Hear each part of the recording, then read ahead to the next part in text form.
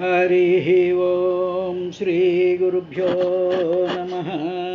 శ్రీ లక్ష్మీనారాయణాష్టకం. ఇప్పుడు రాబోయేటువంటి వచనంలో లక్ష్మీనారాయణుల యొక్క సంయోగం వల్ల వచ్చినటువంటి ప్రద్యుమ్న వ్యూహం గురించి వ్యాఖ్యానం జరుగుతుంది కాబట్టి లక్ష్మీనారాయణాష్టకాన్ని పఠిస్తున్నాం. ఆత్తానాం దుఃఖశమనే దీక్షితం ప్రభుమవ్యయం అశేష జగదాధారం లక్ష్మీనారాయణం భజే. అపార కరుణాంబోధిం ఆపద్బాంధవమచ్యుతం అశేష దుఃఖ శాంత్యర్థం లక్ష్మీనారాయణం భజే. భక్తానాం వత్సలం భక్తిగమ్యాం సర్వగుణాకరం అశేష దుఃఖ శాంత్యర్థం లక్ష్మీనారాయణం భజే. సుహృదం సర్వభూతానాం సర్వలక్షణ సంయుతం అశేష దుఃఖ శాంత్యర్థం లక్ష్మీనారాయణం భజే. చిదచిత్ సర్వజంతూనాం ఆధారాం వరదం పరం అశేష దుఃఖ శాంత్యర్థం లక్ష్మీనారాయణం భజే. శంఖచక్రధరం దేవం లోకనాథం దయానిధిం అశేష దుఃఖ శాంత్యర్థం లక్ష్మీనారాయణం భజే. పీతాంబరధరం విష్ణుం విలసత్సూత్రశోభితం అశేష దుఃఖ శాంత్యర్థం లక్ష్మీనారాయణం భజే. హస్తేన దక్షిణేనాజం అభయప్రదమక్షరం అశేష దుఃఖ శాంత్యర్థం లక్ష్మీనారాయణం భజే. యః పఠేత్ ప్రాతరుత్థాయ లక్ష్మీనారాయణాష్టకం విముక్తః సర్వపాపేభ్యః విష్ణులోకం గచ్చతి సగచ్చతి. శ్రీరమాపత్యష్టకం. జగదాదిమనాదిమజం పురుషం శరదంబరతుల్యతనం వితునం ధృతకంజరధాంగగదం విగదం ప్రణమామి రమాధిపతిం తమహం కమలాననకంజరతం విరతం హృది యోగిజనైః కలితం లలితం కుజనైః సుజనైరలభం సులభం ప్రణమామి రమాధిపతిం తమహం. మునిబృందహృదిస్తపదం సుపదం నిఖలాద్వరభాగభుజం సుభుజం హృతవాసవముఖ్యమదం విమదం ప్రణమామి రమాధిపతిం తమహం.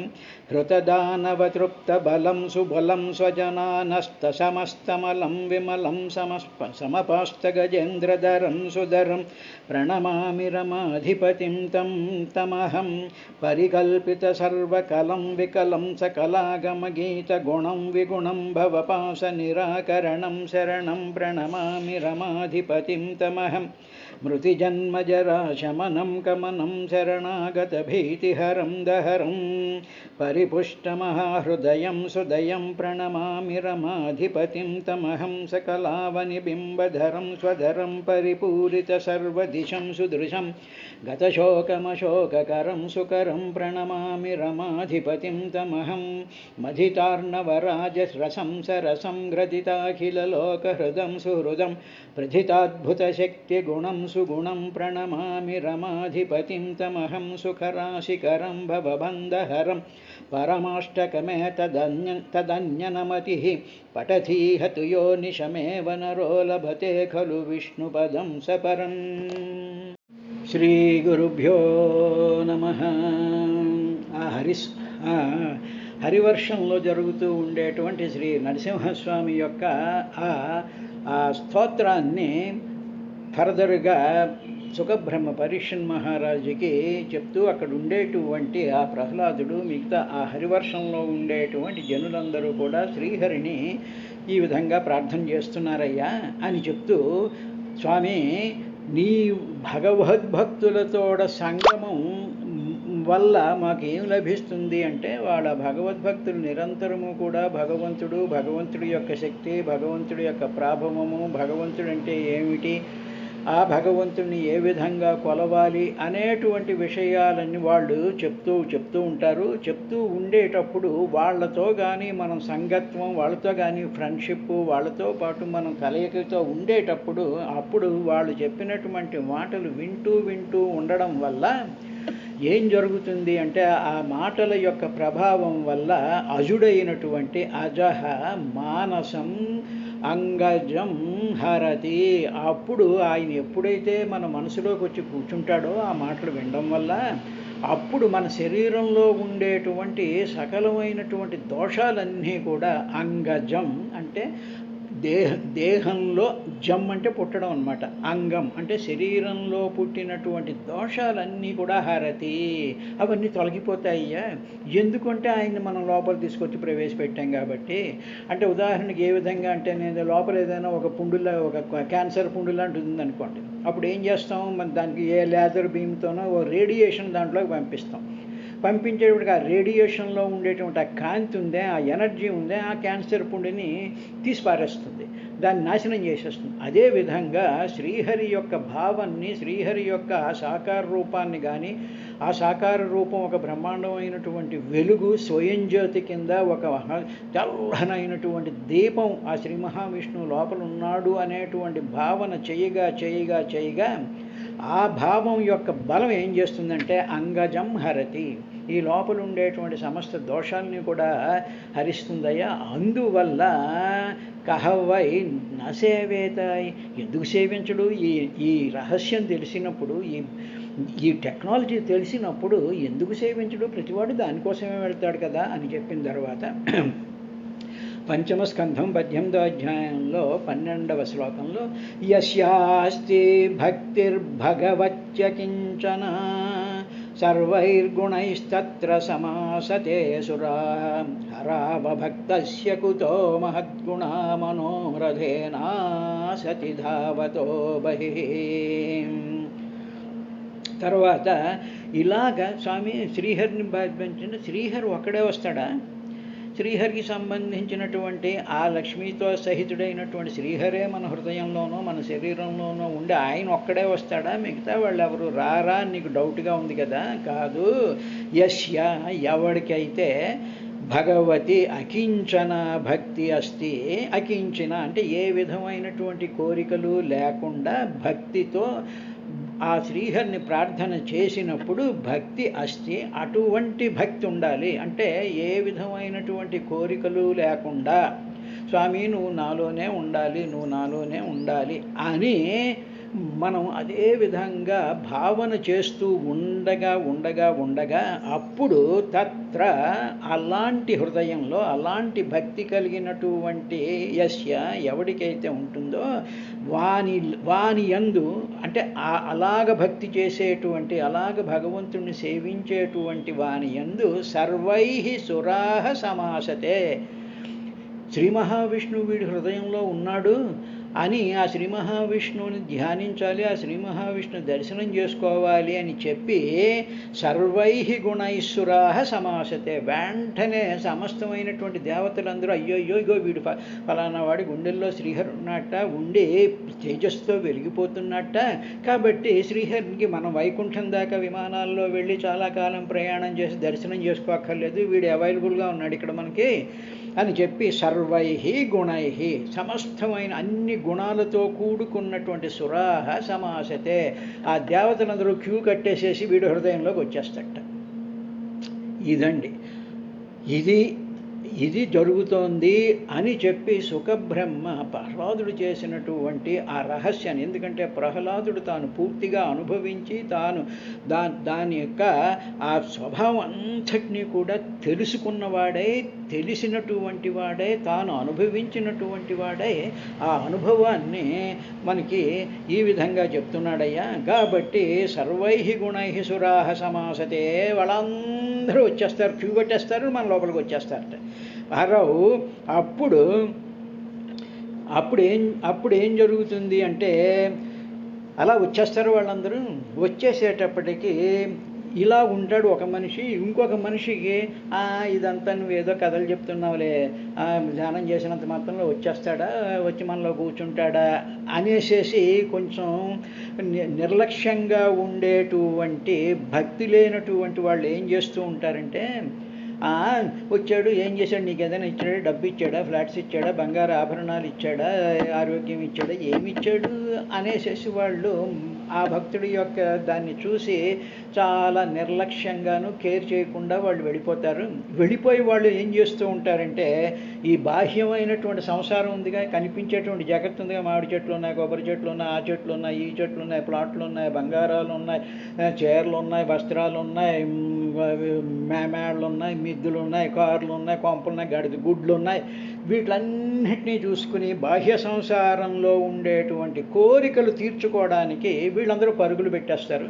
కానీ ఈ భక్తుడు నిష్కామంగా శ్రీహరిని ఎప్పుడైతే ధ్యానిస్తాడో వెంటనే సర్వదేవతలు కూడా క్యూ కట్టేసేసి వాడి శరీరం నిండా ఉండిపోతారు. ఎలా ఉంటారు అంటే, బుద్ధిలో బృహస్పతి, కళ్ళల్లో సూర్యుడు, చెవుల్లో దిక్పాలకులు, తర్వాత ముక్కులో వాయుదేవుడు, నాలుక మీద వరుణుడు, తర్వాత శరీరంలో ఉండేటువంటి భుజాలలో ఇంద్రుడు, తర్వాత శరీరం జఠరాగ్ని స్వరూపంలో అగ్నిస్వరూపము, తర్వాత ఈ అవయవాల్లో నివృత్తి, కాళ్ళల్లో శ్రీహరి, బ్రహ్మ, వీళ్ళందరూ కూడా మన శరీరంలోకి వస్తారు. వచ్చేటప్పటికి అందులో లక్ష్మీదేవితో సహా వచ్చినటువంటి శ్రీమన్నారాయణుడు ఉన్నాడు కాబట్టి లక్ష్మీయే నా దగ్గర ఉంది అనేటువంటి ఒక స్థితి వచ్చేటప్పటికి మనకి పరిపూర్ణమైనటువంటి సంతృప్తి, ఆనందము, తృప్తి కలుగుతుంది. అప్పుడు మనకి బాహ్యమైనటువంటి విషయాల మీద ఏ మాత్రము కూడా ఆసక్తి ఉండదు, కోరిక ఉండదు, ఏమీ ఉండదు. అలాంటి పరిస్థితిలో మన అవసరాలు తీర్చడానికి మనలోనే ఉండేటువంటి దేవతలు, సార్ నువ్వు అలా కూర్చొని నేను నీకేం చేయాలని నేను చేసి పెడతానని చెప్పి మనలోనే ఉండేటువంటి దేవతే బయటికి వెళ్ళి కావలసినటువంటి సంభారాలు ఇంట్లో తీసుకొచ్చి పెట్టేస్తూ ఉంటాడు అనేటువంటి స్థితి. అది అసలైనటువంటి సత్యం. కానీ ఇది నమ్మనటువంటి వాళ్ళు, ఇది చేతకానటువంటి వాళ్ళు ఏం చేస్తూ ఉంటారంటే, అభక్తస్య అంటే అభక్తస్య భక్తి లేనటువంటి వాళ్ళ యొక్క మనోరథేన అసతి బహిః ధావత. ధావత అంటే పరిగెట్టేస్తుంటారు. ఈ భక్తి లేనటువంటి వాళ్ళు ఏం చేస్తారంటే, బాహ్యంగా ఉండేటువంటి మనోరథేన కోరికలతో ధావత పరిగెడుతూ ఉంటారు. అటువంటి వాళ్ళకి మహద్గుణాః కుతః, అటువంటి వాళ్ళకి మహత్తరమైనటువంటి గుణాలు ఎక్కడి నుంచి వస్తాయి? కాబట్టి ఆ పరమాత్మ యొక్క ధ్యానం ఉండాలి, అది కూడా అహైతుకంగా ఉండాలి అనేటువంటి విషయాన్ని చెప్తూ ఉండేటువంటి విశేషం. దీనికే మనకి తాడేపల్లి రాఘవనారాయణ శాస్త్రి గారు ఆయన ఒకసారి ఆయన ఇంట్లో ఒక్కొక్కసారి నైవేద్యం పెట్టడానికి కూడా అరటిపండు కూడా లేనటువంటి పరిస్థితిలో అమ్మా అని చెప్పి నీళ్లతోనే నైవేద్యం ఇచ్చాడు. పత్రం పుష్పం ఫలంతోయం ఏమే భక్త్యా అన్నాడే, భక్తితో సమర్పించేటప్పటికి. అప్పుడు ఆయన మనసులో సంకల్పం కలిగింది, ఈ లలిత ఉపాసన చేసిన తర్వాత ఏదో ఒక సంతర్పణ చెయ్యాలి అనేటువంటి భావం కలిగితే ఆవిడ అందట, ఏమిటి ఇంట్లో ఏమీ లేవు కదా, నీళ్లతోనే కదా నైవేద్యం పెడుతున్నాము అనేటప్పటికి ఈయన ఏమీ మాట్లాడలేదు. సాయంత్రం అయ్యేటప్పటికి ఒకలో బండి తోలుకుంటూ ఒకడు వచ్చి, ఏమండి ఇక్కడ శాస్త్రి గారు అనేవన్నారట, వారి ఇల్లు ఎక్కడండి అని పక్కవాడిని అడిగితే, ఇదేనయ్యా శాస్త్రి గారి ఇల్లు అంటే, ఆహా అని చెప్పి ఆ బండిలో ఉన్నటువంటి సామాను అంతా ఆ ఇంట్లో దింపేసేసి వెళ్ళిపోతే, ఎవరు ఎవరు ఎవరు అని వీడు బయటకు వచ్చేసాడు. కొంత దూరం వెళ్ళిన తర్వాత బండి అదృశ్యం అయిపోయింది.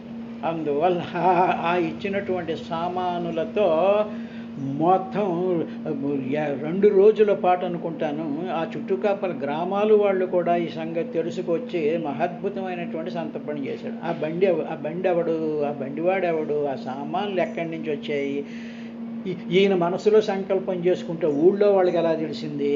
ఆయన ఏదో పిచ్చి బ్రాహ్మడు ఏదో చేసుకుంటాడు, మనకెందుకు వచ్చిన గోల, ఏదో మహాత్ముడు అనుకునేవాళ్లే తప్ప అక్కడ ఈయనకి సహాయం చేసేసేసి ధనరాశులు పోసేటువంటి వాళ్ళు ఎవరూ లేరు. సామాన్యమైనటువంటి రైతులే అక్కడ వాళ్ళందరూ కూడా. కాబట్టి ఈ విధంగా సమస్తమైనటువంటి కోరికలను తీరుస్తారయ్యా. కానీ ఈ భక్తి కలిగినటువంటి వాడి కోరికలు ఏముంటాయి? ఏమీ ఉండవు. ఏదో గడపడానికి ఏదో 4 బియ్యం ఇంత నూర కూర ఏదో అవి మామూలుగా దీంట్లోనే దొరుకుతూ ఉంటాయి, అవి చేస్తూనే ఉంటారు, అంతా సుఖంగానే ఉంటుంది.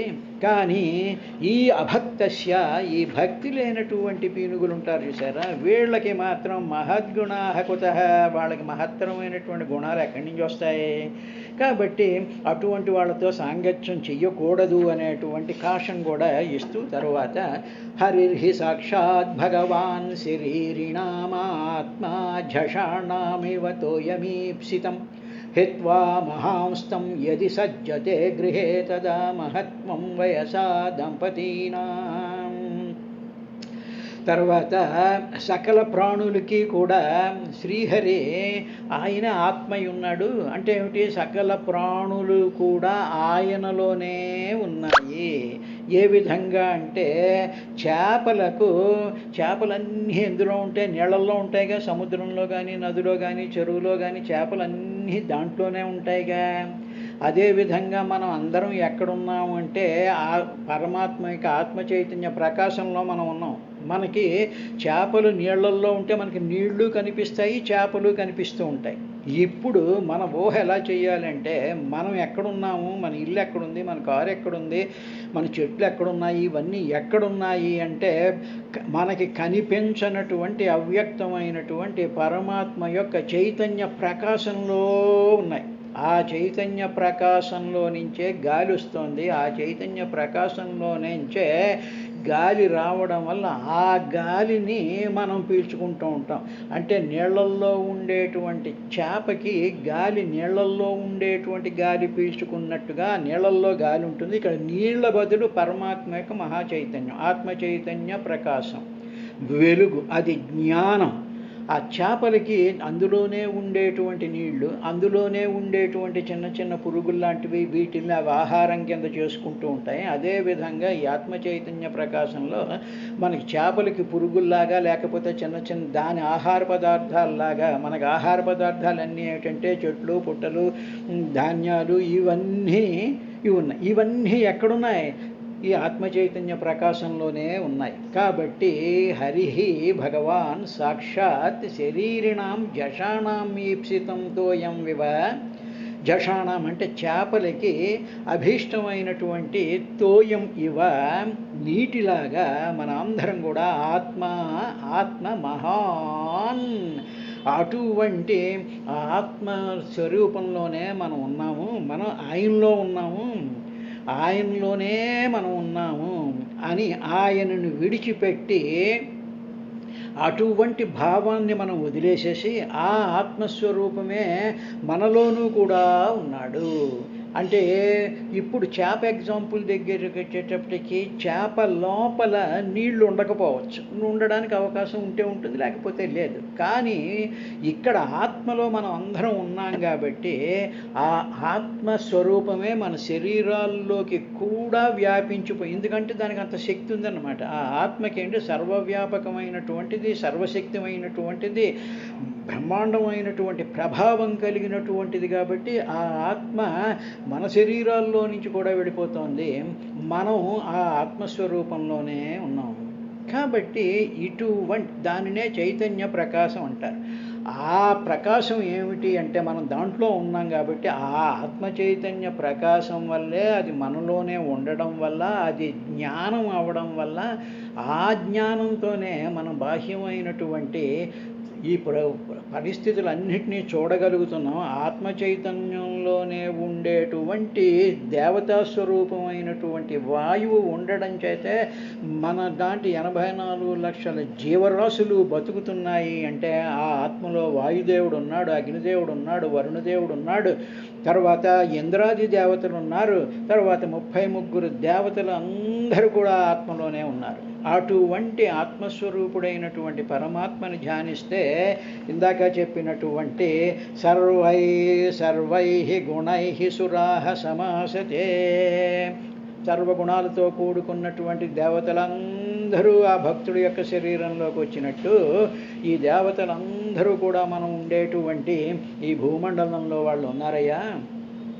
అటువంటి హరి గురించి నీకు ఏమాత్రం ఆలోచించకుండా అసలు దాని గురించి హిత్వా వదిలిపెట్టేసేసి, అసలు ఆ గుడ్డండి ఇదంతా ఏదో మాట్లాడతారండి అని చెప్పేసేసి ఈ కనిపిస్తూ ఉండేటువంటి వస్తుజాలాల మీద మనసు పెట్టేసేసుకుని వాటి వెనకాల పరిగెత్తేస్తూ మహాన్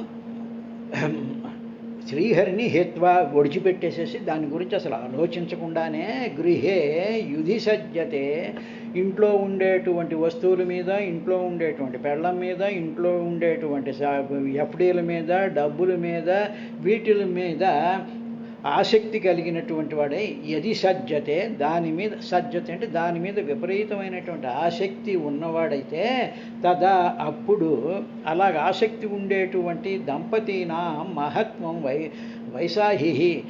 ఓ ఇద్దరు దంపతులు ఉన్నారు, చాలా వాళ్ళకి ఏంటంటే భగవంతుడికి సంబంధించినటువంటి ఏదీ లేదు. వాళ్ళు నిరంతరము కూడా వాళ్ళు, వాళ్ళ కుటుంబాలు, వాళ్ళ ఫ్రెండ్స్, వాళ్ళకి సంబంధించినటువంటి విశేషాల మీదే విపరీతమైన ఆసక్తి పెట్టేసుకుని ఇవే సత్యం, ఇవే నిజం అనుకునేటువంటి దంపతులు ఉంటారే, అటువంటి దంపతులకి ఏం విలువ ఉంటుంది? మహత్వం. వాళ్ళకి ఏ విలువ ఉండదు. వాళ్ళంతా ఆ దంపతులు ఇద్దరు, ఆ మొగుడు పెళ్ళాలిద్దరూ వాళ్ళకి కావలసినటువంటి సుఖాలు, వాళ్ళ ఫ్రెండ్స్, వాళ్ళ చీరలు, వాళ్ళ బట్టలు, వాళ్ళ కొంపలు, వాళ్ళ గూళ్ళు, వీటి మీదే ఉంటూ ఉంటారు వాళ్ళు. వాళ్ళకి భక్తిభావం అనేటువంటి మనసులో ఏ కోశాన ఉండదు. అటువంటి వాళ్ళకి ఏమీ విలువ ఉండదయ్యా. కానీ వాళ్ళకు ఉండేటువంటి విలువ ఏమిటి అంటే మహత్వం. వయసాహి, వయస్సు చేత మాత్రమే వాళ్ళకి విలువిస్తారు. వీళ్ళు పెద్దవాళ్ళండి, వాళ్ళకి నమస్కారం పెట్టుకుంటే ఆయుష్మాన్ భవ అంటారు, అంతే తప్ప వాళ్ళకి విలువ మిగతా ప్రపంచం ఎక్కడిస్తుంది అంటే వాళ్ళ యొక్క వయసుకి మాత్రమే ఇస్తుంది తప్ప, వాళ్ళు భక్తులు, వాళ్ళు సర్వదేవతలు కూడా వాళ్ళ శరీరాల్లో ఉన్నారు, వాళ్ళు పరిపూర్ణమైనటువంటి ఆ భగవంతుడి కోసం తాపత్రయపడుతున్నారు, భగవంతుడి విశేషాలను ఆకళింపు చేసుకుంటున్నారు, వాళ్ళ జీవితాలు అలా ఉంటాయి అనేటువంటి భావం లేనటువంటి దంపతులకి వాళ్ళ వయసుకి మాత్రమే ప్రాధాన్యత ఇస్తారు, ఇంకెవరికి ఇవ్వరు. అదేవిధంగా రాఘవనారాయణ శాస్త్రి గారు వారి భార్యకి అందరూ కూడా తర్వాత కాలంలో వాళ్ళందరినీ ఎంతో గౌరవించి, సత్కరించి, పూజించి, వాళ్ళకి ఎన్నో ఉపకారాలు చేసినటువంటి జనులందరూ ఎందుకు చేశారంటే ఆ దంపతులు ఇద్దరిలోనూ కూడా సాక్షాత్తు పరమేశ్వరి వాళ్ళలో ఉండడం చేత వాళ్ళకి విలువ ఇచ్చారు.